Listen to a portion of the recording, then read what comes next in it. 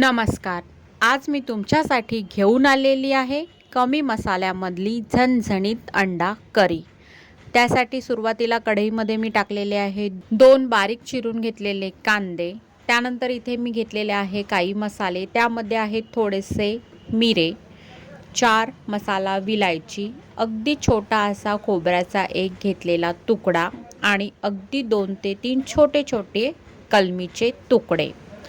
त्यानंतर कांद्यासोबत हे मसाले व्यवस्थित परतून घेतलेले आहे आणि सोबतच टाकून घेतलेले आहे 2 मीडियम आकाराचे बारीक चिरून घेतलेले टोमॅटो आणि त्यानंतर 3 ते 4 लाल मिरच्या आणि थोडेसे तीळही यामध्ये भाजून घेतलेले आहे.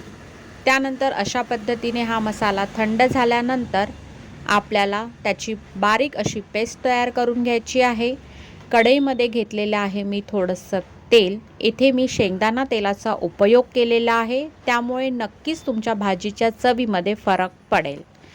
त्यानंतर तेलामध्ये टाकून घेतलेला आहे आलं, लसूण, जिरं, अद्रक याची तयार करून घेतलेली पेस्ट. या पेस्टमध्ये मी थोडेसे कोथिंबीरीचे कोवळे असे काड्याही टाकून घेतलेल्या होत्या. त्यानंतर टाकून घेतलेला आहे तयार करून घेतलेला मसाला. हा मसाला मीडियम टू लो फ्लेमवर आपल्याला व्यवस्थित असा तेलामध्ये शिजवून घ्यायचा आहे. मसाला शिजतपर्यंत दुसरीकडे मी घेतलेली आहे एक कढई. तेलात टाकलेली आहे जिरं, मोहरी, हिंग आणि थोडीशी हळद. सोबतच टाकून घेतलेले आहे बॉईल केलेले अंडे. अंडे हे आपल्याला या तेलामध्ये व्यवस्थित असे परत करून थोडेसे असे फ्राय करून घ्यायचे आहे. अंड्यांना फ्राय करायच्या आधी मी काट्याच्या चम्मचनी त्याला सगळीकडून असे थोडेसे बारीक बारीक छिद्र करून घेतलेले होते, जेणेकरून त्यामध्ये आपला रस्सा हा छान प्रकारे शोषला जाईल. त्यानंतर इथे दुसऱ्या कढईमधले मसाल्याला छान असं तेल सुटलेलं आहे आणि त्यामध्ये मी टाकून घेतलेलं आहे तिखट, हळद, धनेपूड, चवीपुरतं मीठ.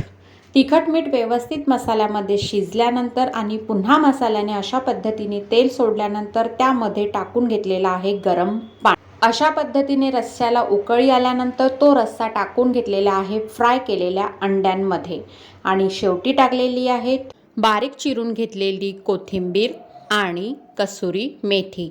तर इथे अशा पद्धतीने आपली अंडा करी तयार झालेली आहे. चॅनलला सबस्क्राईब करा. धन्यवाद.